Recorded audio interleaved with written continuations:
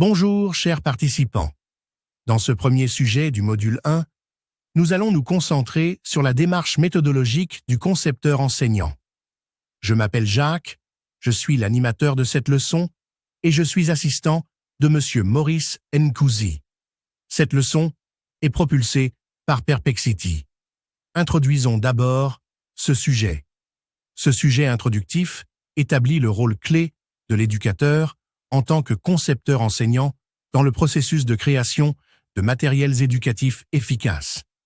Vous découvrirez que la conception de ressources pédagogiques ne se limite pas à la simple adaptation ou adoption de matériaux existants, mais implique une démarche réfléchie et planifiée.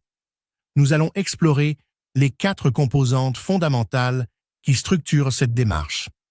1. L'analyse des besoins. 2. La conception pédagogique. 3. La conception universelle de l'apprentissage. Et 4. La conception graphique. Vous comprendrez comment ces éléments s'articulent pour guider la création de matériels qui répondent précisément aux nécessités d'apprentissage de votre public cible, qui est les élèves. Enfin, nous verrons comment l'étape initiale d'analyse des besoins sert de fondation, orientant tout le processus de conception subséquent. Parlons rapidement des objectifs d'apprentissage de ce sujet 1. Décrire le rôle du concepteur enseignant dans la création de matériels éducatifs. 2. Expliquer les 4 composantes clés de la démarche. L'analyse des besoins, AB, la conception pédagogique, CP, la conception universelle de l'apprentissage, CUA, et la conception graphique, CG. 3e. Décrire comment l'analyse des besoins, AB, initiale, guide le processus de conception. Entrons maintenant dans le vif du sujet. En tant qu'éducateur ou rédacteur des ressources pédagogiques, votre rôle traditionnel est celui de facilitateur du savoir. Cependant, pour maximiser le processus d'apprentissage et répondre aux besoins spécifiques de vos élèves, il est souvent nécessaire d'aller au-delà et d'endosser le rôle de concepteur enseignant. Ce rôle implique non seulement d'implémenter efficacement les matériels existants, mais aussi d'avoir l'expertise nécessaire pour en créer de nouveaux lorsque les ressources tierces ne correspondent pas parfaitement aux besoins. La création de matériels éducatifs réussis repose sur une base solide de paramètres de conception. En effet, la démarche du concepteur enseignant pour la création de matériels éducatifs visuels est un processus complexe mais structuré. Elle ne se résume pas à un résultat empirique. Cette démarche peut être comprise à travers 4 composantes clés qui interagissent et s'influencent mutuellement. Ces 4 composantes clés sont 1. Analyse des besoins, AB. Cette étape est fondamentale et représente le point de départ de toute conception de matériel.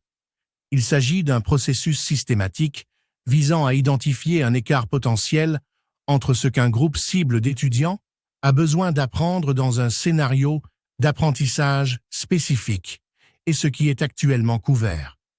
L'AB implique de collecter des informations pour comprendre les nécessités réelles de la population cible et déterminer comment y répondre. Deuxième conception pédagogique, CP, appelée aussi conception instructionnelle. Une fois les besoins identifiés, la CP intervient pour structurer logiquement le contenu et les activités d'apprentissage. Il s'agit d'un processus organisé qui définit les étapes pour guider et faciliter le processus d'apprentissage. Choisir un modèle de CP, comme le modèle Assure, peut fournir un cadre solide pour construire des matériels cohérents. Prenez note que le modèle Assure est un guide méthodologique cyclique qui fournit un cadre structuré pour la conception et la création de matériels éducatifs. Son nom est un acronyme, Assure, qui représente 6 actions essentielles dans le processus de conception pédagogique. Analyser les apprenants, sélectionner les objectifs, sélectionner les stratégies et les matériaux, utiliser les matériaux, requérir la participation des étudiants et évaluer et réviser. Ce modèle permet aux concepteurs enseignants de systématiser la démarche, garantissant ainsi des produits cohérents qui répondent efficacement aux besoins d'apprentissage identifiés de la population cible. Troisième, parlons maintenant de la conception universelle de l'apprentissage, CUA, Universal Design for Learning, UDL en anglais. Inspirée du concept de conception universelle en architecture, la CUA vise à rendre les matériels et pratiques éducatives accessibles à un large éventail d'étudiants, en tenant compte de leurs divers potentiels, styles d'apprentissage, capacités ou limitations. Appliquer la CUA garantit que le matériel peut être utilisé par le plus grand nombre. Quatrième. Ensuite, voyons la conception graphique, CG, Graphic Design en anglais. Loin d'être une simple question d'esthétique, la CG apporte des contributions pédagogiques en améliorant la qualité visuelle du matériel. Elle concerne l'intégration harmonieuse d'éléments tels que les images, les couleurs et la typographie pour créer un design attrayant, cohérent et fonctionnel. Une bonne CG peut augmenter l'engagement et la compréhension des élèves. Dans les grandes lignes, ces quatre composantes ne fonctionnent pas en silo, mais sont étroitement liées et doivent être considérées ensemble tout au long du processus. Prends note que l'analyse des besoins, AB, la conception pédagogique, CP, la conception universelle de l'apprentissage, CUA, et la conception graphique, CG, peuvent être perçus comme des motifs, patterns, de besoins et de conception qui guident le concepteur enseignant. Maintenant, comment l'analyse des besoins, AB, guide le processus de conception? L'analyse des besoins n'est pas seulement la première étape, c'est celle qui oriente l'ensemble du processus. Elle commence par l'exploration des écarts ou difficultés qui interfèrent avec le processus d'apprentissage pour une population cible spécifique. Cette exploration permet d'identifier les problèmes. À partir de ces difficultés observées, l'AB aide à les transformer en besoins. Par exemple, si la difficulté observée est que les élèves ont du mal à comprendre un concept abstrait, l'écart, le besoin identifié pourrait être d'avoir une représentation visuelle concrète de ce concept. C'est l'analyse approfondie de ces besoins, en évaluant leur criticité, leur efficacité potentielle à résoudre le problème et leur faisabilité pour le concepteur enseignant qui mène à la prise de décision. Ces décisions initiales définissent le but du matériel éducatif à créer, la population cible exacte, la difficulté ou l'écart spécifique à aborder, le besoin sélectionné, les contenus et compétences à couvrir, et même un premier aperçu du type de matériel, numérique ou imprimé par exemple, qui pourrait convenir. Par exemple, imaginez que vous enseignez la géographie à des élèves de 8 à 9 ans.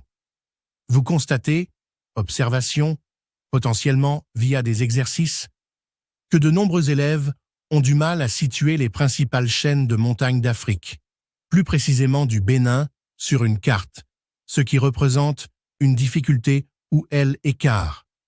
L'analyse des besoins vous amène à formuler le besoin comme suit. Les élèves ont besoin d'un outil interactif et visuel pour mémoriser la localisation des montagnes béninoises. Vous évaluez ce besoin comme critique, car essentiel pour la suite de leur apprentissage. Potentiellement très efficace, car un outil visuel semble idéal, et moyennement faisable. Cela demanderait de créer un type de matériel spécifique. La prise de décision confirme que votre but est d'améliorer la connaissance géographique sur ce point, pour cette classe d'âge. Le besoin est clair. Les contenus sont les noms et localisations des montagnes. La compétence est la mémorisation et la localisation. Donc, le type de matériel pourrait être un jeu interactif digital. Cette analyse des besoins initiales est cruciale. Elle vous donne une direction claire.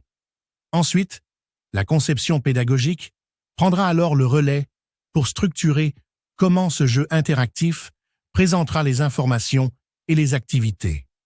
Dans la même logique, la conception universelle de l'apprentissage vous aidera à concevoir le matériel interactif de manière qu'il soit accessible à tous les élèves, par exemple avec différentes options d'interaction, des instructions claires, etc. Enfin, la conception graphique définira l'aspect visuel du matériel, couleurs, illustrations, typographie, pour le rendre engageant et facile à lire pour des enfants de 8 à 9 ans, par exemple. En bref, le rôle du concepteur enseignant est de naviguer à travers ces 4 composantes, en commençant toujours par une analyse approfondie des besoins de ses apprenants, pour créer des ressources éducatives qui ne sont pas seulement attractives, mais surtout fonctionnelles et efficaces pour l'apprentissage. Passons maintenant à une réflexion sur le sujet 1.1. Dans cette leçon, nous avons vu que les enseignants jouent un rôle clé en tant que concepteurs de matériels éducatifs adaptés aux besoins de leurs élèves, en s'appuyant sur une analyse approfondie des écarts d'apprentissage.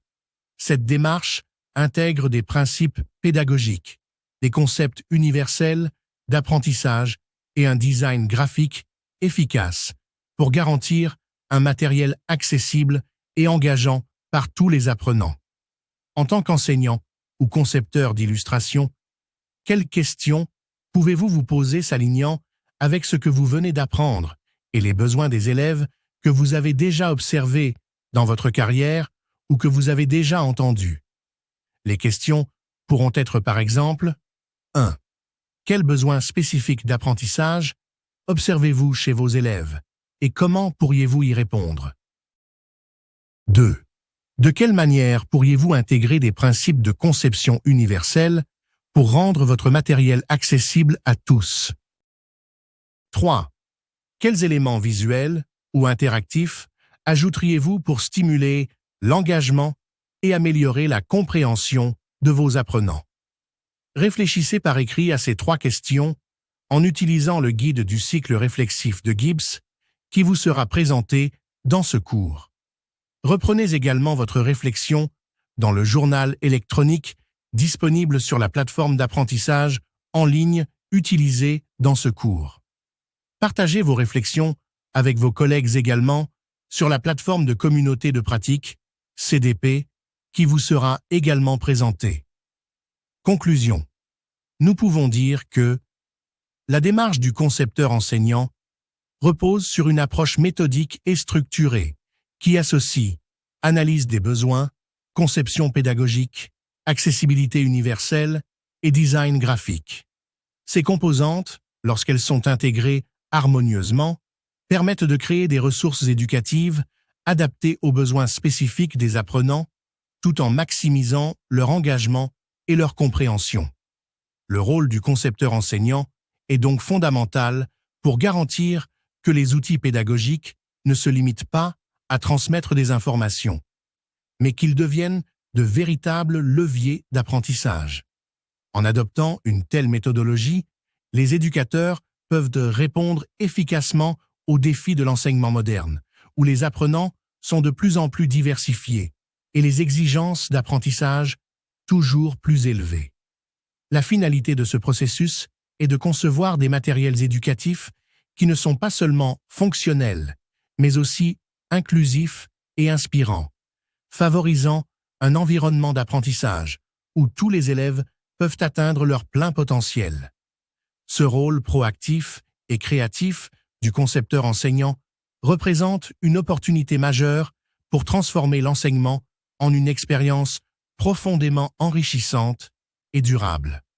Si vous avez des questions ou des difficultés avec l'un des concepts abordés dans cette leçon, veuillez utiliser le forum de discussion du module 1 sur le sujet 1.1 pour poser des questions et répondre également aux questions des autres participants. Merci de votre participation et attention.